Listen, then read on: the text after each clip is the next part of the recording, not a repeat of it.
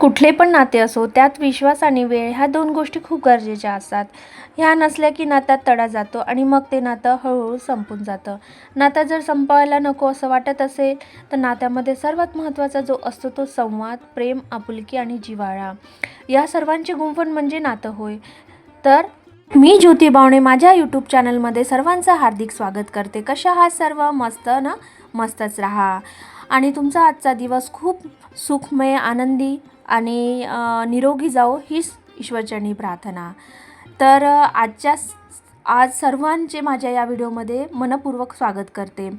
तर आज जो हा व्हिडिओ आहे तो कशाचा आहे तर वटपौर्णिमेचा व्हिडिओ आहे आणि तो आहे आदल्या दिवशीचा आणि वटपौर्णिमेच्या दिवशीचा. तर आज वटपौर्णिमा हा सण केवळ परंपरा नसून प्रेम, विश्वास, समर्पण आणि कुटुंबातील नात्यांचे महत्त्व जपणारा उत्सव आहे. आज अनेक सौभाग्यवती स्त्रिया वटवृक्षाची पूजा करून आपल्या कुटुंबाच्या सुखसमृद्धीसाठी आणि पतीच्या दीर्घायुष्यासाठी प्रार्थना करतात. सावित्रीचे ध्येय, निष्ठा आणि दृढ संकल्पनाची आठवण करून देणारा हा दिवस आपल्याला नात्यामधील आदर आणि विश्वासाचे महत्त्व शिकवतो. तर या पवित्र दिवशी आपणही काही संकल्प करूया की घरात प्रेम, आपुलकी, परस्पर सन्मान आणि आनंद कायम ठेवण्याचा प्रयत्न करूया. तर सर्व माझ्या मैत्रिणींना, माझ्या बहिणींना, माझ्या वहिनींना, माझ्या सर्व यूट्यूब फॅमिलीमधल्या स्त्रियांना वटपौर्णिमेच्या हार्दिक शुभेच्छा. तुमच्या आयुष्यामध्ये सुख, समृद्धी, उत्तम आरोग्य आणि भरभराट नांदो ही ईश्वरचरणी प्रार्थना. चला तर मग वटपौर्णिमेच्या आदल्या दिवशी ही जी माझी तयारी चालू होती ही देवधुण्याची. तुम्हाला तर माहिती आहे की माझा जर मोठा सण म्हटला की सर्वात प्रथम येणार देवपूजा. देवपूजा म्हणजे देवांना स्वच्छ धुणे, त्यांना खासून स्वच्छ करणे, तिथला जो मंदिर आहे तिथलं स्वच्छ मंदिर करणे आणि सण, पौर्णिमा, अमावस्या आणि काही जे दिवस आहे सोमवार, गुरुवार या दिवशी जमेस तोवर मी पंचामृताने देवाची आंघोळ करून देते, स्नान करते. तर त्यासाठी दूध, दही असं साखर, शहद आणि तूप अशा 5 वस्तूंचं मिश्रण म्हणजे पंचामृत. तर यांनी त्यांचं स्नान करून देते. कारण कुठलाही सण म्हणा, कुठलाही कार्यक्रम म्हणा, जोपर्यंत देवपूजा होत नाही तोपर्यंत त्या कार्यक्रमाला, त्या सणाला मजा येत नाही किंवा घरात प्रसन्न वाटत नाही. जर सण असेल किंवा कुठलाही कार्यक्रम असेल, पूजा झाली, घर प्रसन्न वाटतं आणि जे आपल्याला मग कार्यक्रमासाठी म्हणा, कुठल्या पूजेसाठी आपण म्हणजे प्रसन्न मन आणि आनंदित मनाने आपण देवाला मागणं घालू शकतो की देवा माझी ही इच्छा पूर्ण कर किंवा घरात असं कर, तसं कर. ह्या सगळ्या गोष्टी आपण करत असतो. तर म्हणून सर्वात प्रथम जे आवश्यक आहे ती म्हणजे पूजा. त्यासाठी मी सर्वात प्रथम पूजेची सुरुवात म्हणजे आपली कलश भरूनच होते. पण आता तुम्ही म्हणत असेल ताई हा कॅमेरा कसा ठेवला आहे, आम्हाला व्यवस्थित दिसत नाही आहे. तर सर्वात महत्त्वाचा मुद्दा सांगू का तुम्हाला? जो छोटा माझा जो ट्रायपॉड आहे तो आहे मुलींनी फोडला. त्याच्यामुळे जो त्याचं स्टँड आहे ते बसण्याच्या मनस्थितीत पण नाही आहे आणि मेन जे आहे त्याचं कॅमेरा ठेवण्याचं ठिकाण ते सुद्धा माझ्या मुलीनी तोडून टाकलं आहे. त्यासाठी मला आता काय करावं लागतं, एखादी डब्बा घ्या, मग त्याला थोडं उंच ठेवा, त्याला टेकवून ठेवा, असा प्रकार करायला लागून राहिला. त्यामुळे तो दहांदा असा घसरतो सुद्धा मोबाईल. पण मग थोडक्यात मी करायचा प्रयत्न केला आणि कलश कसा मांडला ते दाखवलं तुम्हाला. तर कलशामध्ये मी स्वास्तिक वगैरे काढलं, नंतर 5 पानं ठेवली विड्याची, हळदी कुंकू टाकून गणपती म्हणून सुपारी, पैसा टाकलेला होता आणि त्यानंतर अशा पद्धतीची मांडणी करत होती. पण जो म्हणजे त्या कॅमेरा ठेवण्याची पद्धत आहे ती व्यवस्थित नसल्यामुळे अर्ध्यापेक्षा माझा हातात दिसतो आहे. कारण स्टँड असलं की प्रॉपररित्या राहते आणि आता आपली असून काही आपण एवढी प्रगती केलेली नाही आहे की वारंवार स्टँड घ्यायचं. तरी पण मी बघणारच आहे नंतर झालं की.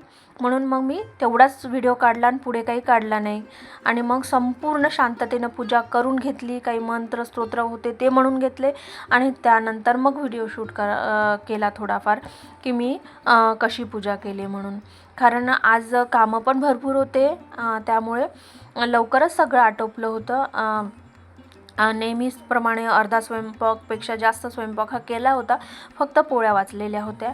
म्हणून मग अशा पद्धतीने बघा मांडणी केली. आणि मला की नाही एक सांगते तुम्हाला, हे पिवळ्या वस्त्रावरच देव ठेवायला आवडतात. माहिती नाही, पिवळा कलर हा माझ्यासाठी पण शुभ आहे आणि मला बघायला आणि डोळ्याला शांती देतो, म्हणून मी म्हणजे पिवळं जास्त टाकते. आणि आहे माझ्याकडे गुलाबी आहे, एक लाल कलरचं पण आहे, व्हाईट आहे आणि एक ऑफ व्हाईट पण आहे. तर ऑफ व्हाईट किंवा व्हाईट मी जमेस्तोवर सोमवार म्हणा किंवा आता जे आपलं शंकरजीचे येणार आहे, काय म्हणतात त्याला, श्रावण सोमवार, तेव्हा वापरणार आहे ते. पण आत्ता मी याच्यावर ठेवते. तर मग अशा पद्धती सगळ्यांचे देवांना मी पंचामृती धुतलं. पण तुम्ही पाहत असाल, जर तुम्ही नेहमी ऑब्झर्वेशन करत असाल तर तुम्हाला समजेल की ताईंनी काय केलं आहे आज. तर ताईंनी आज हे केलेलं आहे, सगळ्या देवांना सगळं केलं पण कपडे घातलेले नाही आहे. कुठल्याही देवाला वस्त्र घालून दिलेलं नाही, कारण वस्त्र घातलं की भरपूर वेळ होतो. म्हणून म्हटलं आज देवा थोडंसं आपण बाकी काही उरलेलं काम उद्या करू, आणि आज जेवढ्या लवकर पूजा होईल तेवढं करण्याचा प्रयत्न केला. म्हणून कुठल्याच देवाला मी कपडे घातले नाही, नाराज व्हायला नको म्हणून.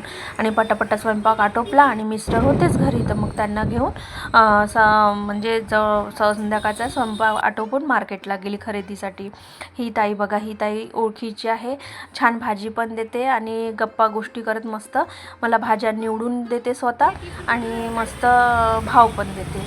तर नेहमीची ताई आहे, नेहमी जाते. आणि त्याच्याच बाजूला हे सगळं मार्केट आहे, देवांचं सामान वगैरे सगळंच आहे.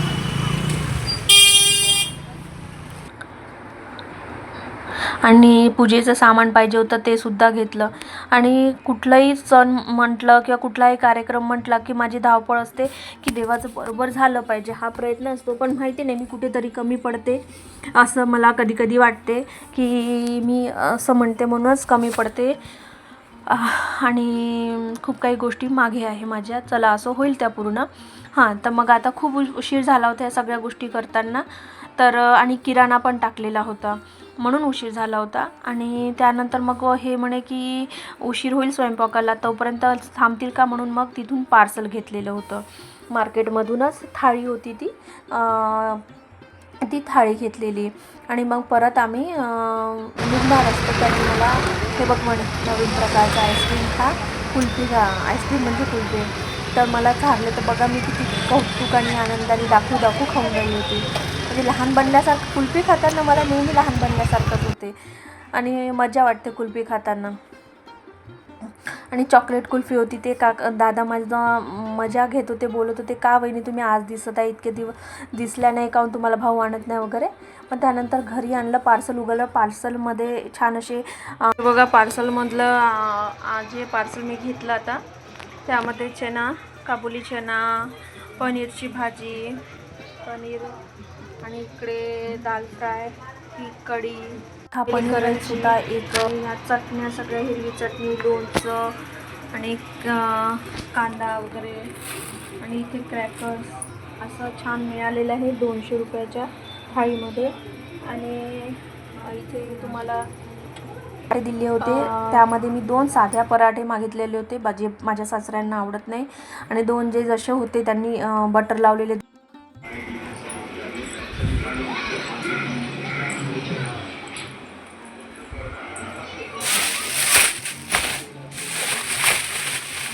आपल्या लहान बाईचे पुस्तक आहे, नोटबुकच आणलेले आहे. तिच्या शाळेमध्ये फक्त कॉपीज सांगितले आणायला. बघा कॉपीज आणलेले आहे आणि पेन पेन्सिल, थोडंफार देवाचं सामान आणलेलं आहे. जे आहे येणार आहे सकाळी वगैरे किंवा मुलीला पाठवी, आणि फुलं किंवा गजरे काही आणायचे असेल तर नंतर द्यायला. आणि नंतर जेवण झालं, मग एक मैत्रीण आली माझ्या बाजूला, जे मोमेडियन असतात, ती ताई खूप छान अशी मेहंदी काढते. ती खूप दिवसापासून मागे लागली मेहंदी काढायसाठी. मग ही ताई आली आणि आम्ही असं मेहंदी काढायला बसलो. मी स्वतःचा फोटो एवढाच काढलेला आहे, बाकी तिघींचेच व्हिडिओ घेतले. खूप छान वाटलं तिला, खूप मस्त मेहंदी काढून देते. हा दुसरा दिवस आहे म्हणजे वटपौर्णिमेचा. मी आज कुठल्याही प्रकारचं दाखवलं नाही की मी पोछा कसा मारला आणि दारामध्ये लेपन केलं ते सुद्धा दाखवलं नाही. कारण तो प्रत्येक वेळेस मोबाईल धरून राहा आणि काढा, मुली करायला पाहत नाही. त्यामुळे मग मी ठरवलं की पहिले महत्त्वाचं आज आहे पूजा वगैरे काही गोष्टी, त्यामुळे जेवढं होतं तेवढं आधी करायचं. म्हणून स्वयंपाक केला. मी 2 भाज्या केल्या होत्या त्या दिवशी, आलूची भाजी आणि मी माझ्या सासऱ्यांसाठी आलू खात नाही म्हणून त्यांच्यासाठी वेगळी भाजी ढेमसाची केली होती. सगळा स्वयंपाक केला, त्यांचं जेवण सर्व केलं आणि मग पूजेला घरच्या पूजा वगैरे करून मग निघाली. तर मला थोडासा उशीरच झाला होता. सगळं कसं बाकीच्यांचं नियमानुसार असते की 12च्या आत झालं पाहिजे, पण मी तसा नियम पाळत नाही. मी एकच ठरवलं आहे, म्हणजे माझा तरी नियमानुसार, की देवानी एक दिवस तो पूर्ण दिलेला असतो तो आपल्यासाठी, आणि तो म्हणजे त्याचा उपयोग करायचा. मग आता तो 12 वाजताच झालं पाहिजे, 12च्या आत झालं पाहिजे किंवा इतक्या वाजता जायचं, फक्त आपल्याला पाळायचा होता तो राहूचा वेळ. जो राहू काळ वेळ असतो तोच थोडा हे असतो, तो पाळायचा होता, म्हणून मी तो पाळला. पण बाकी 12च्या आतच झाली पाहिजे असं काही धरले नाही आणि पूजा केली. कारण हा दिवस वारंवार येत नाही, वर्षातून एकचदा हा दिवस येतो, त्यामुळे त्या दिवशी पूजा करणं खूप आवश्यक होतं. पण योगायोग काय झालं की त्या दिवशी खूपच जास्त हवा असल्यामुळे माझा दिवा नव्हता राहत. त्यासाठी मी नाना प्रकारचे जुगाड करून बघत होती. मी माहिती आहे गड्डा केला, म्हणजे असा गड्डा करून त्या गड्ड्यामध्ये दिवा लावला होता की राहायला पाहिजे, आणि त्याच्यावरती सिमेंटची पाटी जी होती ती ठेवली होती की दिवा राहील. कारण कसं असते, पूजा करताना दिवा हा मेन असतो. जर दिवा चालू राहिला तर एक समाधान वाटतं की आपण दिवाच्या प्रकाशात, दिवा म्हणजे एक प्रकारचा देव असतो आपल्यासाठी, देवाच्या साक्षीने आपण ती पूजा करतो आहे असं मला वाटते. त्यामुळे मग कसं दिवा नव्हता राहत ना, तर माझं मन नव्हतं, मग वारंवार माझं ते दिव्याकडे लक्ष होतं आणि दिव्यासाठी मी तेवढं जुगाड लावला. पण मैत्रिणी म्हणत होत्या माझ्या की तुला ना प्रत्येक वेळेस खूप वेळ लागते, तू खूपच हे करते. तर हे बघा, तुम्ही बघत असाल मी फिरताना दिसतं या वॉल कंपाऊंडच्या जे वडाच्या झाडाला जे वॉल कंपाऊंड घातलं त्यांनी फिरताना दिसतं आहे. पण माहिती आहे का, इथे माझी साडी जी आहे ना पूर्ण त्या सिमेंटच्या याला ओढल्या जात होती. पूर्ण साडी खराब झाली माझीवाली, मी दाखवली नाही तुम्हाला, पण खूप पूर्ण खराब झाली. त्यामुळे मला चालणंच नव्हतं होत, कारण की तिथे अटकून राहिली होती. शेवटी मी थकून गेली आणि मग कंटाळा आल्यासारखानं मी की नाही फिरली आणि म्हणजे फिरत तर होती, फेऱ्या तर मारत होती, पण अर्ध डोकं त्याच्यात माझी साडी अटकत आहे. तुम्ही बघतही असाल ते गुंडल्यासारखी दिसून राहिली माझी साडी. मग शेवटी ती पोरगी मला वरती जेव्हा 108 दाण्यांचं प्रदक्षिणा मारून टाकत होती ते दिसली, आणि मग डोक्यात एकदम लाईट हे झाला की आपण तसंच आता वरती चढूया आणि तशा फेऱ्या घेऊया. तर वटपौर्णिमेच्या दिवशी एकच बोलायचं आहे, वटवृक्षासारखे स्थैर्य, सावित्रीसारखे ध्येय आणि जीवनात सदैव आनंदाचे, प्रेमाचे आणि सौख्याचे क्षण लाभोत मलासुद्धा आणि तुम्हा सर्वांनासुद्धा. कारण वटवृक्षाप्रमाणे, जसं वटवृक्ष हा घट्ट म्हणजे मजबूत असा वृक्ष आहे, त्याचप्रमाणे आपल्या नात्यामध्ये पण घट्टता राहू, विश्वासाची सावली कायम लाभो आणि प्रेम, आदर, आनंद आपल्या संसारात फुलत राहू, अशी मी या वटवृक्षाच्या चरणी प्रार्थना करते. कारण सौभाग्यवती जी स्त्री असते, प्रत्येक स्त्रीला आयुष्यात काय मिळालं पाहिजे तर उत्तम आरोग्य. कारण तिला पूर्ण संसार सांभाळायचा असतो, मुलं बाळं, पती, घरदार. त्याच्यामुळे पती असो की पत्नी असो, दोघांनाही उत्तम आरोग्य, आताच्या तरी याच्यामध्ये उत्तम आरोग्य खूप महत्त्वाचं आहे. त्यानंतर अखंड सौभाग्य लाभो, सुख समृद्धी मनशांती नांदो, तिच्या सामर्थ्याला आणि त्यागाला, प्रेमाला सदैव मान मिळो, अशीच माझी ईश्वरचरणी प्रार्थना राहिली. तर म्हणून पुन्हा एकदा या वटपौर्णिमेच्या सर्वांना हार्दिक शुभेच्छा. हा व्हिडिओ थोडासा लेट येतो आहे, म्हणजे मी आता प्रत्येक वेळेस कारणं देत नाही, कारण की कारणं दिले तरी तुम्ही नाही समजू शकणार. प्रत्येकजण हा व्हिडिओ प्रत्येक ठिकाणावरून बघत आहे, पण माझ्या घरी काय प्रॉब्लेम चालू आहे, मी काय फेस करते आहे, माझं मलाच माहिती आहे. त्यामुळे मी एक्सप्लेनेशन पण देणार नाही. पण माझे व्हिडिओ हे रोज येणार नाही, तर हप्त्यातून दोन व्हिडिओ किंवा एक व्हिडिओ हा नक्की येईल, एवढंच मी सांगू इच्छिते. नंतर वडाला फेऱ्या घातल्या आणि नंतर मग मनोभावे वडाला प्रार्थना केली की देवा सगळ्यांना सुखी ठेव, त्याचबरोबर आम्हाला सुखी ठेव आणि ज्यासाठी आम्ही हे व्रत करतो आहे सर्वात महत्त्वाचे पती त्यांना सुखी ठेव, त्यांना उदंड आयुष्य लागू दे, त्यांचं जे आरोग्य आहे ते उत्तम राहू दे हे, आणि आमचा जो जोडा घोडा आहे तो सदैव सुखी राहू दे, आणि ज्या 2 मुली आहे त्यांचं सगळं काही योग्यरित्या आणि व्यवस्थित पार पाडू दे, एवढी त्यांच्या चरणी प्रार्थना केली. त्यानंतर आरती करायला घेतली. आरती करत असतानाही बघा की दिव्याकडेच माझं लक्ष, दिवा कसं खूपच जास्त हवा असल्यामुळे, कारण पाऊस हा येणारच होता हे लक्षातच येत होतं, तर दिवा त्या हवेमुळे राहतच नव्हता. मग शेवटी एक मुलगा आला. तिथे कसं वडाच्या झाडावर बाकी म्हणजे अशी लहान मुलं येतात, पैसे असतील तर पैसे घेऊन जातात. जे कोणी वडाच्या झाडाजवळ पैसे ठेवतात, छान आंबे ठेवतात, ते सगळं ठेवतात, तर ते मुलं घेऊन जातात. तर मी पूजा करताना कशी केली हे तर मी सांगितलंच नाही, तर अगदी थोडक्यात सांगते आहे की मी सर्वप्रथम ना दिवा लावला होता. त्यानंतर पानं नेले होते, खायचे विडेचे पानं. त्यामध्ये सर्वात प्रथम तर गणपतीची पूजा मांडली, म्हणजेच एका पैशावर लाल सुपारी आणि फूल अक्षिदा आणि काय खोबरं, गूळ, नाळाचा नैवेद्य, त्याचबरोबर हळकंड, बदाम, खारक असं हे ठेवलं. त्यानंतर दुसरं पान घेतलं, ते होतं वडाच्या झाडासाठी की ज्याच्यावर ओटी ठेवायची होती, आणि एक ब्लाऊज पीस नेलं होतं, बांगड्या नेल्या होत्या, आणि जे देवीला चढवतात ती छोटीशी ओटी नेली होती, ज्याच्यामध्ये आडसा असतो, बांगड्या असतात वगैरे, आणि एक आंबा, सूत गुंडाळलेला आंबा होता आणि तो ठेवलेला होता. आणि असं ठेवून त्यानंतर झाडाला पाणी टाकलं, आणि मी थोडं हे नेलं होतं, पंचामृत नेलं होतं, दूध, ते सुद्धा वाहिलं. त्यानंतर त्याला पण आमच्या ह्याच्यामध्ये पिवळा कापड जो असतो तो लटकवावा लागतो झाडाला, तो लटकवला. त्यानंतर हळदीची पिंड नाही म्हणजे असं मोदकासारखं करावं लागतं, ते केलं आणि तिथे चढवलं, त्याची सुद्धा पूजा केली. आणि त्यानंतर झाडाला ह्या प्रदक्षिणा मारल्या. आता आम्ही 7 मारतो, आणि मला मग त्या बाजूच्या मैत्रिणी सांगितलं की हे काय म्हणतं बंडल तिथेच लटकावं लागतं म्हणून झाडाला. पण आमच्या आजपासून म्हणजे आजपर्यंत मी जेवढे वर्ष झाले आजपर्यंत करते, तर माझ्या सासूनी कधीच लटकवायला नाही सांगितलं, म्हणून मी काही लटकवलं नाही, कारण तोच धागा मग आम्ही एकमेकींच्या हाताला बांधतो त्यामुळे. त्यानंतर ही ताई आहे, नांदेडची ताई आहे, सासूबाई आल्या होत्या, त्यांच्याकडे अशी प्रथा असते की हळद लावतात ते आपल्या गालाला, आणि हळद लावतात, आणि ते काय म्हणतात गुलाल जो आहे गुलाल लावतात, आणि आपली ओटी देतात आंब्याच्या याने, आंबा आणि गहू अशी समजा ओटी देतात. हळदी कुंकू झालं आमचं छान असं, आणि 5 जणीच्या वरच होत्या, कारण क्वार्टर म्हटलं तर भरपूर असतात, भरपूर जणी होत्या, भरपूर जणांच्या ओट्या भरून झाल्या. त्यानंतर हे बघा, ही मुलगी बघताय तुम्ही, पोलीसमध्ये आहे, ही वेळ मिळाला पटकन आली ना, छान पूजा करून घेतली, आणि छान मग थोडा वेळ मिळाला होता आम्हाला,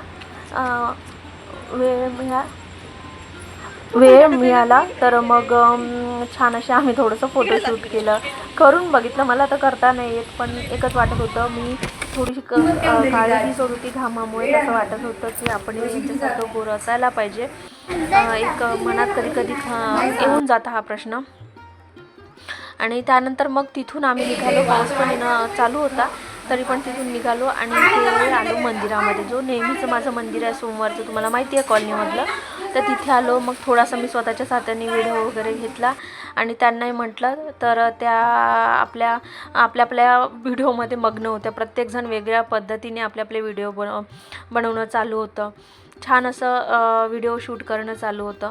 त्यानंतर मंदिरात पण पूजा केली होती, पण आमच्या मुग्धाबाईंनी काय केलं की जो वाटा होता माझा गव्हाचा आणि आंब्याचा, तो मी तिला सांगितलं होतं मंदिरात ठेव, तर ती मंदिरात नेऊन ठेवला, तर कुठे ठेवला हेच नव्हतं दिसत.